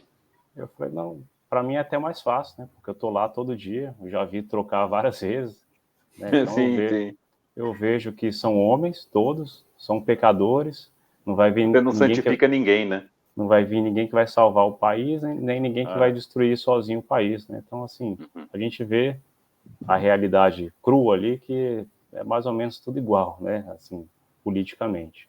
E nós, como servidores, atuamos mais na parte técnica, né? Então, isso a gente fica resguardado, né? Como o Bruno colocou. Tá bem tranquilo para a gente estar ali servindo, né? Assessorando, com o nosso conhecimento, independentemente de quem esteja ali à frente ou não. Né? Eu costumo falar até que é como um jogo de futebol, né? Onde os jogadores estão ali nos times e aí dando o sangue no jogo, termina o jogo, eles estão ali abraçados, trocam camisa um com o outro, ganham milhões e quem está se matando é o torcedor. Né? Então, muitas vezes, quem está distante vive essa ótica do torcedor. Né? Então, eu que estou mais perto, vejo ali que todo mundo se abraça no final, que eles ganham dinheiro e seguem a vida, né? Quem está se matando são os outros. Então, acho que é mais ou menos isso. Sim. E sobre a outra pergunta, Daniel, os maiores desafios que a gente, né, sem ser a parte política, eu vejo assim que na parte privada a gente tem talvez uma propensão a pessoa lidar com ganância, né? Uma pessoa que quer subir demais na empresa, ter o status, ter o dinheiro, e aí tudo envolvido nesse percurso, né? Como uma competição ali com os outros. Então, acho que seria uma tendência mais forte nesse sentido. Já no serviço público, a gente tem outra tendência, né? Como a gente falou aqui, nós três meio que concordamos, né? O que levou a gente o salário inicial, a estabilidade, tudo, são pessoas, eu diria, mais avessas ao risco, né? A gente pode falar isso ou generalizar. Sim. Então, a contrapartida disso é que a gente tem pessoas que têm como ídolo não a questão financeira, mas o bem-estar, a qualidade de vida. Né? Eu diria que talvez esse seja o maior ídolo da nossa geração. Qualidade de vida, não é sucesso, não é dinheiro, é você ter o seu tempo, o seu lazer santificado, então é aquela coisa. Então isso é uma dificuldade, né? A gente que está lidando com as pessoas não querem mexer no crossfit dela, tal horário que eu não posso, então eu não posso assumir a função por causa disso, e acaba colocando tantas coisas à frente do trabalho, né, que o trabalho vira quase que um encaixe, né, na minha vida, porque o meu ídolo é a minha qualidade de vida. Então talvez essa seja uma dificuldade para a gente, né, lidar com pessoas que têm esse tipo de ídolo, né, e você motivar e trazer a integridade no trabalho, trazer que o trabalho é uma bênção, né, que você pode, como o Bruno colocou, Eu tinha pensado em Daniel também, né? Ele foi achado irrepreensível, né, na corte de Dario, né? Tanto é que tiveram que criar uma lei para que ele desobedecesse, né? Então, isso inspira muito a gente, né? Como a gente deve trazer essa integridade na competência, né? Na produtividade, né? E talvez um desafio seja lidar com a geração que tem esse ídolo, né? Que é a qualidade de vida. Inclusive, bem nesse sentido do que o Rodrigo colocou, eu considero que até para nós, né, para nós três, no sentido de hoje estarmos em posição de liderança dentro de cada órgão do serviço público, isso é um desafio tremendo, Daniel. As pessoas, assim, em determinado grau de escolhas dentro do serviço público, elas realmente fazem fazem a vida toda organizada, né, com as férias, encaixando recessos, etc. E aí é bem o que o Rodrigo colocou. O trabalho é uma coisa que ele fica ali, se eu conseguir fazer um teletrabalho longe, que eu não precise gastar com trânsito, que eu não precise ir ali aturar aquela pessoa, ela faz. E aí o desafio do gestor público de chegar e falar, olha, o resultado precisa ser entregue, né? Não é só o despacho. A gente tem que entregar a melhor política pública possível, a mais efetiva, a que cause maior impacto nas pessoas, a que deixe a administração mais eficaz, né, que alcance os maiores resultados. Isso é um grande desafio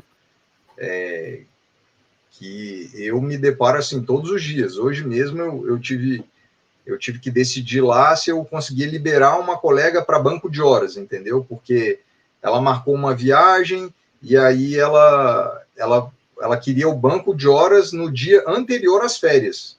Eu falei, não, mas você quer emendar, então? Então, tipo assim, e aí é aquela coisa, e aí você precisa sentar e ver se isso é o melhor para a equipe, né? Ainda que a sua decisão não seja a mais agradável possível.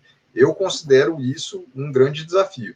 No aspecto da questão da consciência, que eu não sei se era bem isso que você inicialmente quis tocar, aí, cara, eu vou te falar assim, eu não tenho uma resposta pronta. Eu, graças a Deus, tive bons conselheiros na minha vida, né? Inclusive, faço questão de sempre falar o Cláudio Cruz, que hoje é presbítero lá na Igreja Presbiteriana Redenção, foi alguém que me ajudou muito nesses aspectos, né? Conseguiu me mostrar como, inclusive, trabalhar com pessoas que têm cosmovisões bem diferentes da minha, né? Soube me ensinar a pegar as coisas boas de cada um, por exemplo, no sentido de, sei lá, trabalhar com alguém que tem uma perspectiva muito mais progressista. Ele me ensinou a agir um pouco como William Wilberforce, que foi um político da Inglaterra, e pensar na perspectiva de cuidar das pessoas enquanto imagem e semelhança de Deus, né? Como as pessoas desse espectro tendem a ser muito mais humanistas, tentar sentar, eu não teria, por exemplo, nenhum problema de sentar ali e tentar rascunhar um projeto de lei que trouxesse alguns benefícios, entendeu? Então, assim, não existe uma resposta pronta, é pedir a Deus discernimento, pedir a Ele sabedoria, e que ele ajude em cada circunstância do dia a dia. Legal. Até acho que a gente já caminhando para o final, vou fazer uma penúltima pergunta. Bem no que o Edu já colocou aqui na nossa conversa sobre o aspecto de liderança. Hoje vocês estão em cargos de liderança e isso traz enormes desafios, né? Então, vocês continuam sendo liderados, claro, mas agora vocês têm um aspecto, né? Vocês estão em uma posição de liderança, a gente sabe como é difícil liderar gente, né? Já fui gestor de áreas e trazem, né, enormes desafios que, se fosse só o trabalho em si, que já traz desafios, excelente, mas lidar com pessoas não é fácil porque somos todos pecadores. Temos grandes coisas a tentar equacionar, enfim. Eu queria saber de vocês quais são esses maiores desafios que vocês enfrentam no dia a dia como líderes. E também vocês pudessem falar um pouquinho aí, se eu não me engano, vocês têm algum projeto aí sobre liderança, queria que vocês falassem um pouquinho sobre isso. Lidar com pessoas em qualquer contexto é um desafio, né? Relacionamento. Na igreja, no trabalho, em qualquer lugar. Família, qualquer lugar sempre é um desafio. Sempre. Mas acho que o Edu tocou num ponto que talvez seja uma perspectiva que a gente não pode perder nunca, né? De enxergar as pessoas como imagem e semelhança de Deus. E isso muda a forma como você vai encarar o seu colega, né, de trabalho em qualquer momento, em qualquer situação.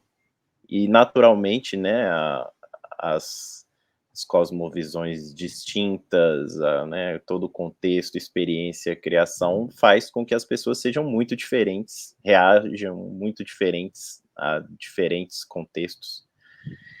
E eu acho que nesse processo da gente, né, buscar ser mais parecido com Cristo e ter uma perspectiva novamente, né, de que a nossa vida é corandeu, isso nos ajuda nos momentos mais difíceis de buscar agir de uma forma, né, sábia, de buscar agir de uma forma santa, que você realmente traga ali pro momento, seja uma palavra, uma atitude que vem, né, de fato, trazer uma solução, ou pelo menos, né, não ampliar um problema, e sempre ter em vista, né, fazer o bem, né, fazer, de amar o próximo, né, no sentido ali realmente de cuidar do próximo. Então, acho que isso acaba trazendo para a gente até uma responsabilidade maior, eu diria, né? Como líderes, da gente ser um espelho, né, de Cristo, refletir o Evangelho como líder, e que isso venha trazer, inclusive, frutos de outras ordens, né?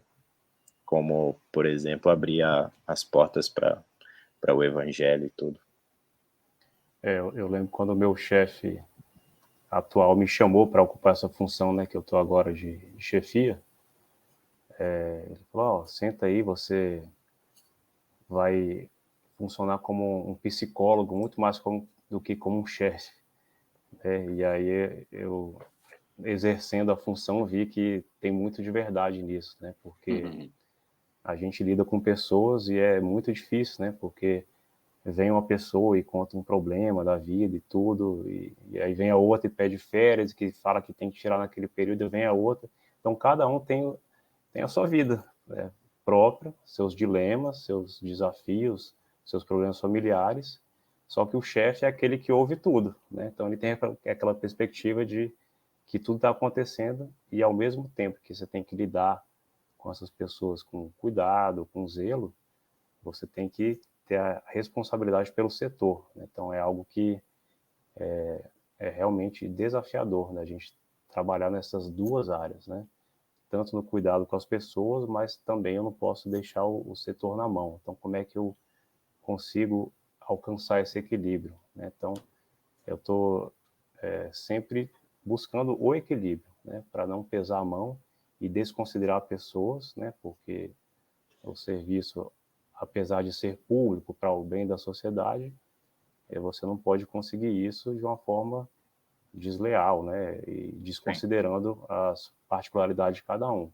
Ao mesmo tempo tem que ser feito, né? Então, eu tento caminhar nesse meio aí, né? Que é uma coisa muito desafiadora na prática, né? Eu acho que é legal que o Edu falou esse negócio. Pedir discernimento, né, e sabedoria a Deus, né? Exatamente. Eu assim, complementando a ideia de ambos, não tem uma... Acho que é natural, assim, de quando você lida com aspectos extremamente subjetivos, né, gostos, estilos de vida, né, de cada pessoa, não existe uma fórmula mágica. Vai um pouco do que o Rodrigo falou, de escutar, entender as razões pelas quais a pessoa está expondo aquela necessidade dela, aquele gosto, aquele interesse, ao mesmo tempo, você, enquanto líder de uma determinada área, você tem que assumir a responsabilidade ao qual outros líderes ao seu lado esperam que você entregue, né, um serviço. Então, é um dia após o outro, assim, basta cada dia o seu mal.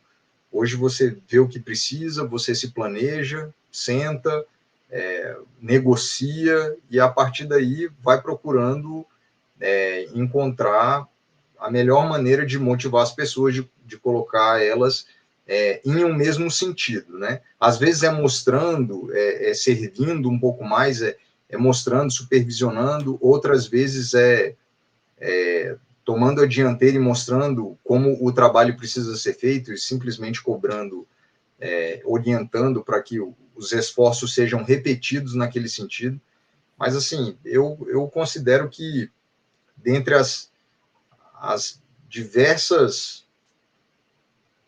faces de liderança, né, cada um em uma área, eu não diria que no trabalho é muito mais difícil do que na igreja ou que num terceiro setor, né? Eu acho que cada um tem um desafio e é pedir a graça de Deus um dia após o outro. Falando um pouquinho do projeto aí que você perguntou, Silvano, a ideia, né, que a gente está desenvolvendo aí um curso de liderança, e não é específica para o setor público, embora a nossa experiência, né, prática com o setor público. Nós queremos trazer um pouquinho dessa nossa visão, dessa nossa experiência nesse curso, mas não limitada a isso, né, que a gente possa trazer diversos exemplos práticos para fomentar, instruir quem quer eventualmente seguir nessa carreira, quem quer ser um líder, ou quem quer desenvolver habilidades de liderança, porque não necessariamente é uma posição, né, que está realmente alocada, possa, né, desenvolver isso de uma forma mais prática, né? A ideia é desenvolver um conteúdo em que a pessoa possa ter uma trilha de conhecimento e como aplicar isso na prática do dia a dia, e como essas questões podem abrir portas e também fazer com que as pessoas desenvolvam melhor os seus papéis, né? Eu acho que um conceito de liderança que eu gosto muito é esse que fala da gente poder influenciar pessoas. E isso não depende de posição, né? Todo mundo influencia pessoas o tempo todo, e qual é a forma que você vai influenciar depende muito, né, de como você se comporta, como você age, como você fala, em que momentos, a forma. Então, a ideia é desenvolver um curso nessa área, né, trazendo um pouquinho do que a gente tem vivido aí, nossa experiência prática. E eu diria, Bruno, que até assim, o serviço público é um escopo muito pequeno, entendeu?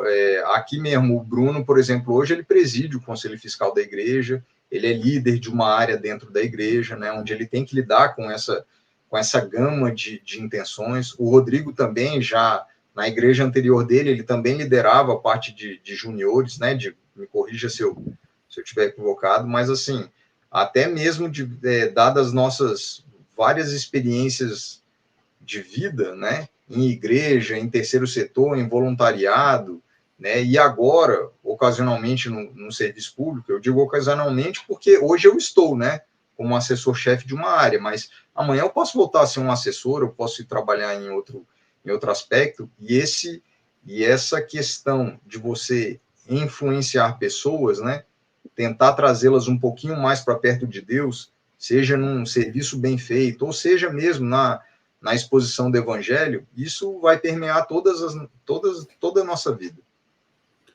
Não, sem dúvida. Eu acho que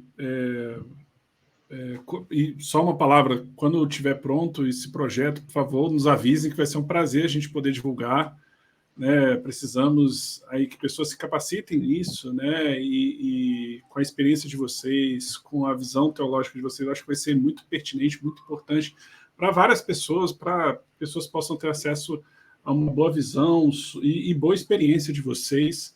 E só um breve relato: quando eu assumi uma área no meu antigo emprego, quando eu estava num banco público, eu assumi uma área lá. Eu era conhecido no banco que eu trabalhava como o gerente que resolvia os problemas, assim, áreas problemáticas, o pessoal me jogava lá.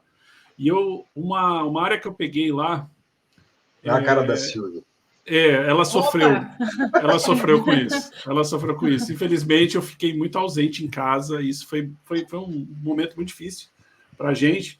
Mas, ao mesmo tempo, eu tive grandes alegrias em ver resultados de Deus agindo, né? O Espírito Santo agindo e podendo ajudar pessoas. Porque quando eu cheguei na área, eu estava liderando uma equipe até pequena no momento, de 6 pessoas, mas tinha gente que estava com síndrome do pânico, gente que estava tendo muitos problemas com a liderança, a antiga liderança, a liderança superior, que seriam os diretores, enfim. Então, mas foi um momento de muito aprendizado e também de muito aconselhamento. Assim, um menino que estava em vias de depressão, o outro estava síndrome do pânico. Então, ao mesmo tempo, foi uma oportunidade incrível de você aprender mais sobre as pessoas, sobre o amor ao próximo, sobre entender e enxergar as pessoas como imagem e semelhança de Deus, porque às vezes é difícil.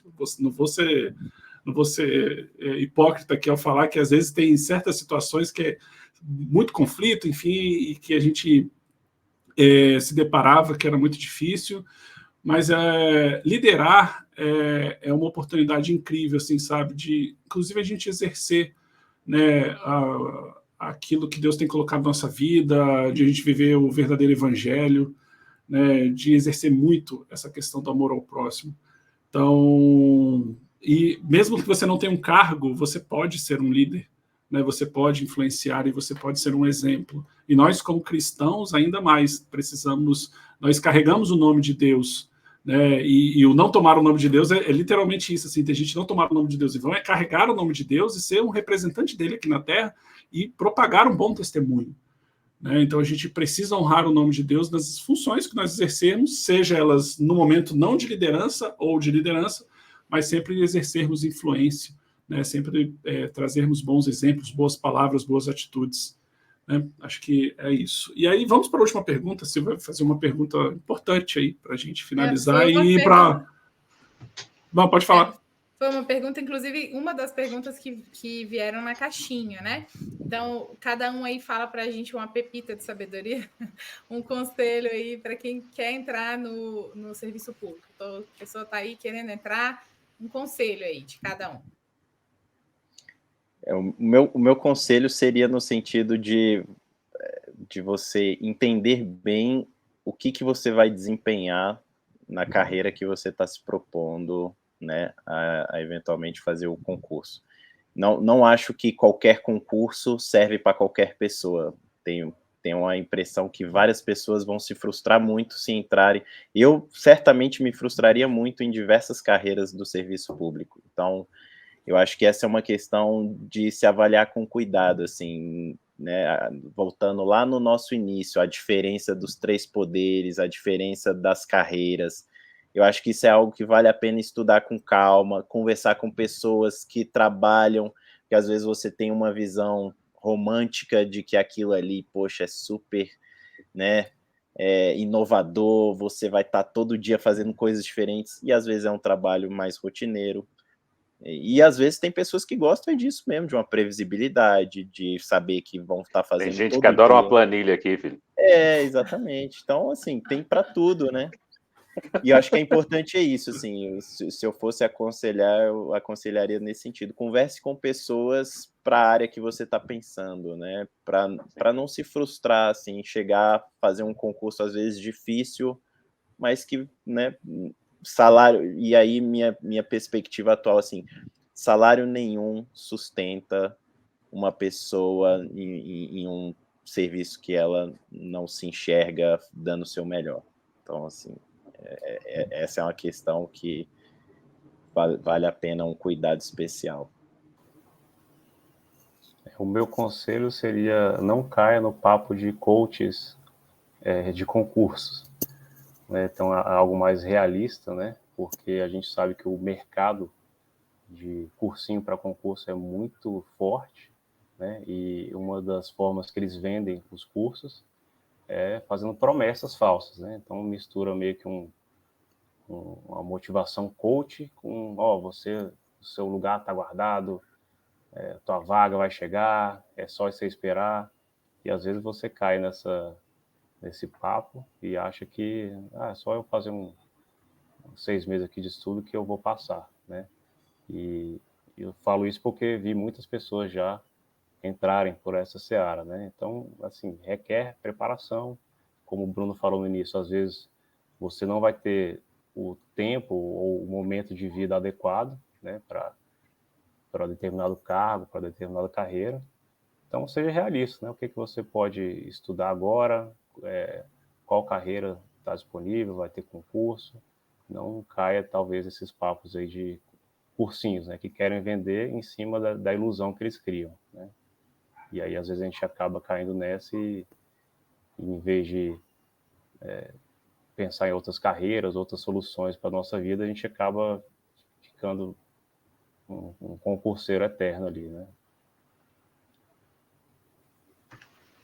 O que eu diria é que o serviço público é um trabalho, né? E como todo trabalho, haverá dias bons, haverá dias ruins, haverá dias chato, dias que você não quer fazer nada, e aí você tem que trazer à sua memória tudo aquilo que Deus já disse para você fazer, né? Para você ir ter com a formiga algumas vezes, para você ter compaixão de um colega que está te aborrecendo, né? Tipo, bem no sentido do que o Bruno, do que o Rodrigo colocou, esse aspecto do concurso público resolver todos os seus problemas é algo muito difundido. Por quê? Porque o interesse dos cursinhos é vender alguma coisa.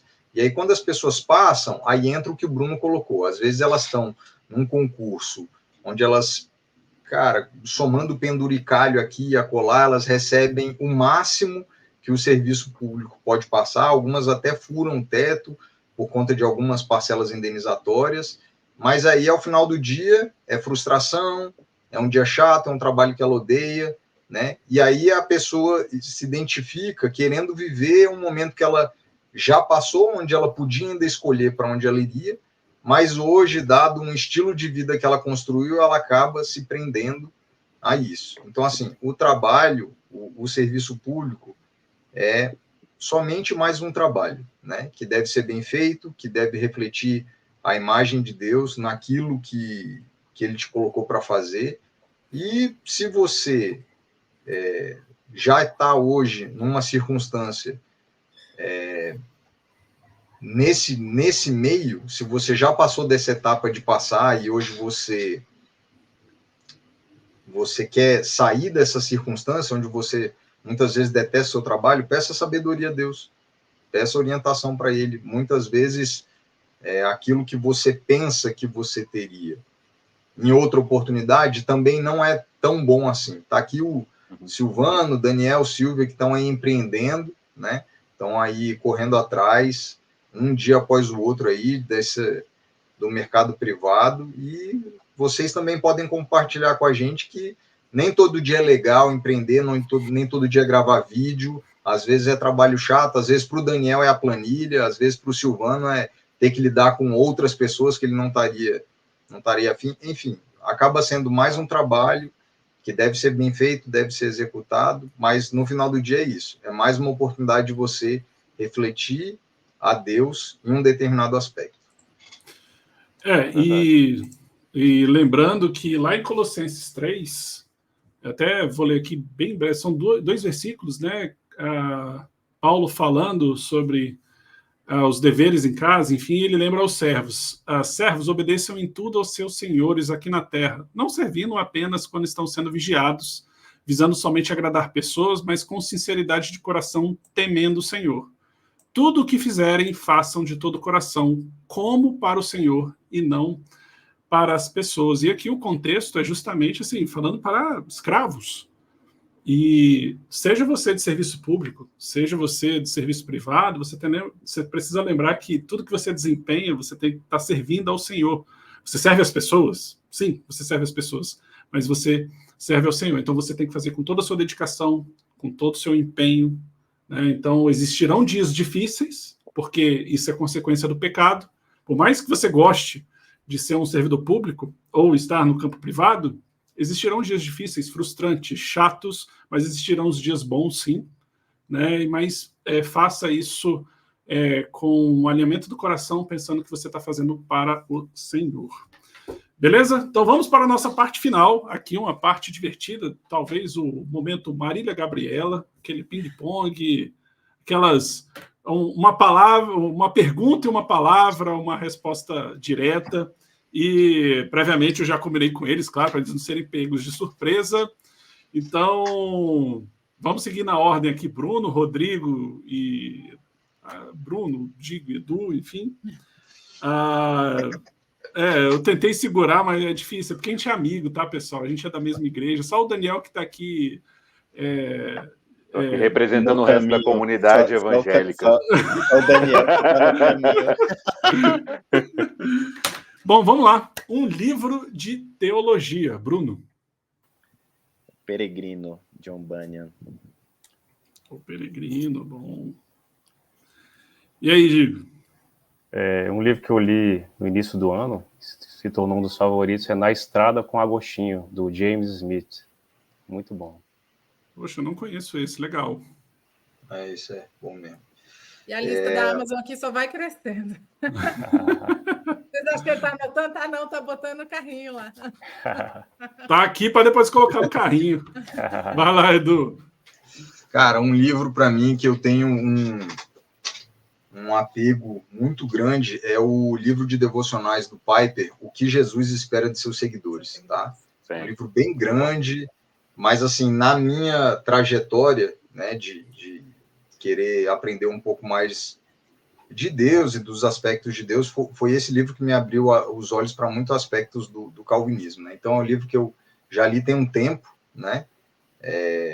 A tradução em português, inclusive, é essa, né? Mas no inglês é um livro que tem um título até um pouco mais impactante. O que Jesus demanda e ao mundo, né? Não é nem dos seus seguidores.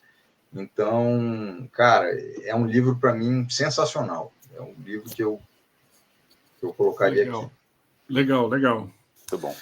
E um livro sem ser de teologia. Aí pode ser ficção, enfim, qualquer coisa. Culinária. Um livro de receitas. Um livro de receita de pudim, né? O pudim perfeito. Perfeito. Um livro que me marcou muito, assim, por me prender, assim, foi A Águia Pousou, Jack Higgins. É um livro mais antigo, fala sobre eventos da Segunda Guerra Mundial, e é uma narrativa que mistura ficção com fatos. Então, ele estudou muito a questão da Segunda Guerra, e é bem interessante que é um plano de nazistas paraquedistas de sequestrarem Churchill. Então, assim, é um livro sensacional. Me prendeu muito, assim, fiquei... Legal. Vale a pena, viu? Vai lá, Digo. Legal. O meu é Os Irmãos Karamazov, né, de Dostoiévski, que acho que é um tijolão, mas assim, não vejo um livro mais completo, né, que aborda tanto a parte filosófica, religiosa, sociedade, o homem, né, então, para mim é um dos livros mais completos aí da literatura. Cara, esse livro tá na minha lista. Eu já tô namorando esse livro já tem tempo e, cara, todo mundo que lê fica encantado. Cara. Eu comprei ele, eu confesso que ele ficou na estante por pelo menos um ano. Eu falei, eu não tenho... Para tomar coragem, né? Vai consumir muito tempo, não vai ser agora. Aí depois eu tive coragem e foi muito Umas bom. 1000 páginas, mais ou menos. Malhando o braço para poder segurar o livro aqui. Por aí, umas 1000 páginas.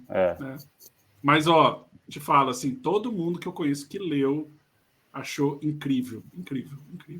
Quero... Vai estar na minha lista aí. Toma coragem. Porque, cara, são 2 que são grandes pra caramba. 3, né? 3 que são grandes pra caramba estão na minha lista. Ainda tô... Um já comprei e eu vou ler esse ano, que é A Revolta de Atlas, que até hoje eu não li.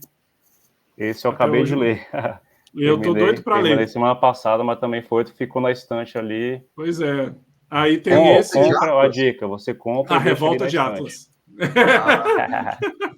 Cara, eu sempre falo isso, por isso que eu coloquei livros para, sei lá, na minha sala mesmo, para eu lembrar, cara, para eu, sabe, eu preciso ver para eu lembrar e agir, entendeu? Aí esse do Dostoiévski, e tem outro que, cara, eu já devia ter lido há muito tempo e tô tomando coragem, que é o Conde Monte Cristo. Então, isso é sensacional. Cara, e assim, eu tive a péssima experiência. Assim, o filme é legal, o filme é legal, mas é como dizem, né? E os filmes são histórias contadas com pressa e muitas vezes deturpadas, né? Então nada como ler o livro, de fato, né? Então outra são três, mídia, né? mas não li ainda, tá aqui na eu são 1.600 páginas, é gigante, mas estou doido para ler. Vai lá, Edu, desculpa aí. Não, tranquilo. Cara, eu não... Eu tenho lido muito livro de teologia, né? Estou até precisando entrar um pouco mais na literatura e tal. Então, um dos últimos livros que eu li não eram de teologia e eu gostei foi o 12 Regras para a Vida mesmo, do Peterson. Jordan Peterson. Entendeu? Um livro que eu considero que falou o óbvio, mas soube falar o óbvio de uma forma que ficou fácil para o pessoal entender, né? Beleza. Eu gostei bastante. Achei de muito fácil leitura, assim. Eu li bem rápido, inclusive. Legal. Música cristã. Uma música cristã. Pode ser assim, como eu falei, a do momento, ou que marcou sua vida. A minha do momento. Ultimamente estou gostando de ouvir muito Projeto Sola, né?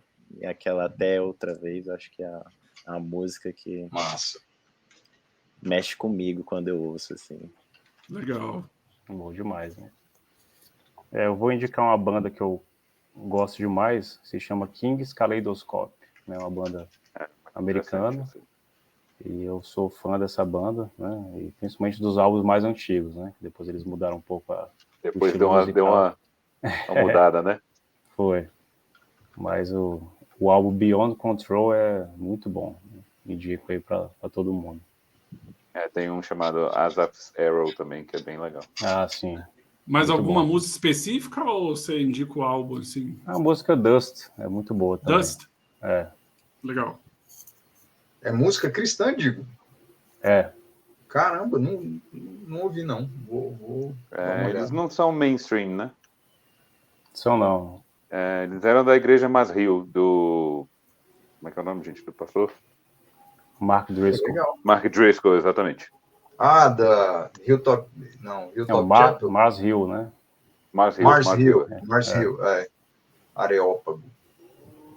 Tá. A minha é o Amazing Grace, mas é a versão que é ligada no His Lord, do Steve McLeod, o vocalista do Celtic Worship. Eu acho essa sensacional. Depois dá uma olhada. Legal. Boa, anotei aqui. E em breve eu vou lançar uma lista no Spotify com essas indicações aí. Já estou adotando várias. E uma música não cristã. Fala. Rapidinho, eu não estou na lista para dar uma banda, mas como a gente falou da Mars Hill, tem uma outra banda que também não é mainstream, eles têm um álbum, acho que é Brothers from the Tomb, o nome da banda, e é What Is Man. Bem legal, cara. Vale a pena ouvir esse álbum. Não, é um álbum. Daniel. Brothers from the Tomb é o nome da banda e What Is Man é o nome do álbum. Legal, show. Uma música não cristã. Um cara que eu gosto demais, assim, do som dele é o John Mayer. E ele tem uma música que eu acho sensacional, que é Why Georgia.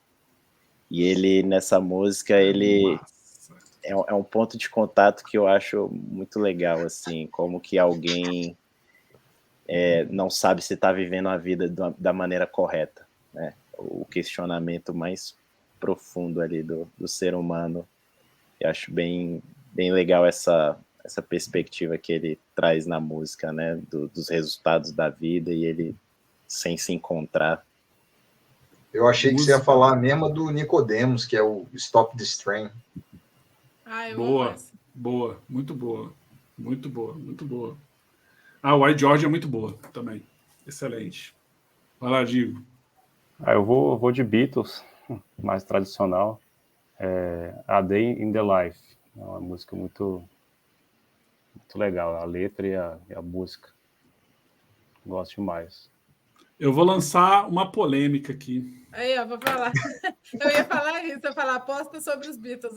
Já que você falou sobre o pudim, eu vou entrar aqui na seara que eu não gosto de Beatles. Eu acho Beatles overrated total, assim, eu acho eles superestimados demais. Eu não gosto, cara. Não gosto. Mas, assim, existem músicas que eu acho legais. Isso, exatamente. Tem são coisas músicas pontuais. que eu acho legais. Mas como banda geral, mas mudou a história. Mas a minha, não. A minha história não mudou em nada, assim, entendeu? Mas legal. Eu confesso que essa eu não conheço. Essa eu não conheço, vou escutar. Vai lá, Edu. Pessoal, o pessoal aqui é muito culto, faz muitas análises. Música não cristã, assim, que eu gosto é Back in Black, AC/DC mesmo, tá ótimo. Achei que era Backstreet Boys. Ufa! Mas tem gente que gosta de NSYNC aqui. Mas não fala e solta, não. Não, pior, eu gosto dos dois, do NSYNC e do Backstreet Boys. Cara. Mas fala que é a minha causa que limpa sua barra. Isso, é melhor. Não foi, eu preciso ser honesto, não vou mentir. Mas eu tive que manter isso em oculto durante muito tempo, porque ia ser estranho, né, na adolescência, falar que eu gostava de NSYNC e Backstreet Boys, né, cara? É bom manter em oculto ainda, né? É melhor. É o tipo de coisa que não se revela muito, não. Abaixa a música quando tá ouvindo, perde alguém e tudo. Cara, eu confesso que eu fiquei animado aí com a turnê mundial aí do NSYNC, entendeu? Então... meu pai, tem misericórdia, mas vamos lá. Senhor. Então, para a gente fechar com chave de ouro aqui, um evento bíblico que você gostaria de ter presenciado. Vai lá, Brunão. Cara, são muitos, né? Mas um evento que acho que é único, assim, é quando Jesus aparece ressurreto para os discípulos. Eu queria estar ali naquele lugar presenciando aquilo. Acho que é o que muda, de fato, toda a história deles ali. Você vê como que se tornam tão intrépidos, e acho que esse é o momento, é o pico ali dos eventos. O Emílio falou a mesma coisa. O Emílio falou a mesma coisa. Legal. Vai lá. Bom, eu escolhi Paulo e Silas na prisão, né? É tratado em Atos 16. Após eles chegarem em Filipos e serem açoitados, né?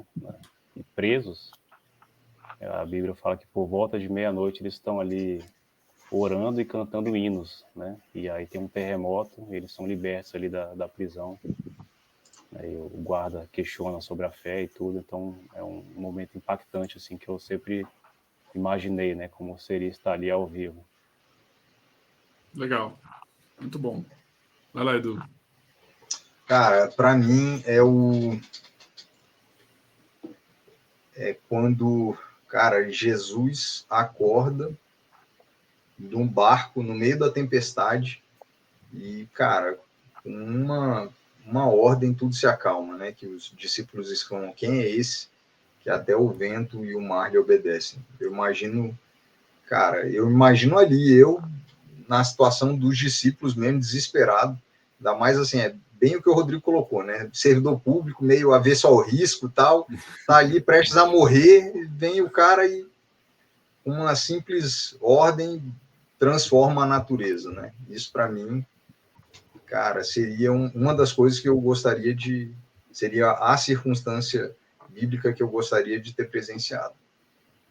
Legal. Pessoal, muito obrigado. Olha, cara, eu tenho certeza que tudo que a gente conversou aqui, assim, me abençoou demais, tá? Me abençoou muito. Oportunamente, depois eu posso falar um pouco sobre minha experiência dentro do serviço público, algumas dificuldades que eu tive, experiências, testemunhos mesmo. O Brunão acompanhou mais de perto a minha saga, o Daniel também, claro, o Silva também. Já pude compartilhar com alguns também, né, a minha experiência, enfim.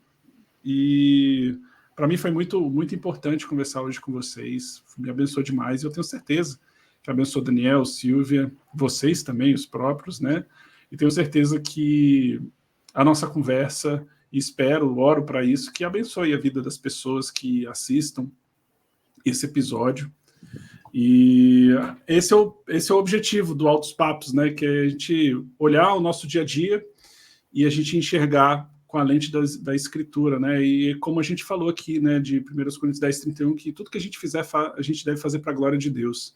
Então, seja o nosso trabalho, seja na hora de a gente administrar as finanças, seja nos nossos relacionamentos, tudo que a gente fizer, né, um suco de laranja, então que a gente possa realmente glorificar a Deus com tudo que a gente faz e que possamos, né, ser exemplo, não para a nossa glória, mas para a glória nos méritos de Cristo, né, que a gente seja bons servidores públicos, bons empregados em empresa privada e que aqueles que almejam o serviço público busquem oração para desempenhar um bom trabalho, para desempenharem realmente um serviço, possam servir as pessoas e, sobretudo, servir a Deus com todo o seu empenho, com todo o seu coração, né, com a alma.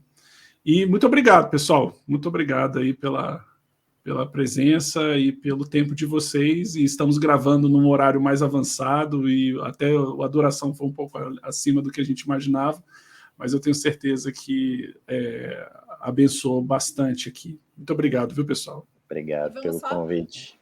Vamos só passar o chapéu antes da gente terminar, né? Já que eles trabalharam o dia inteiro, estão aqui se dedicando para trazer tanta coisa legal para a gente refletir, para a gente aprender. Então, não custa nada apertar o curtir, não custa nada compartilhar com outras pessoas para que elas também possam aprender, não custa nada deixar um comentário. Então, passando o chapéu aí, por favor, deixem suas moedinhas de curtidas e compartilhadas.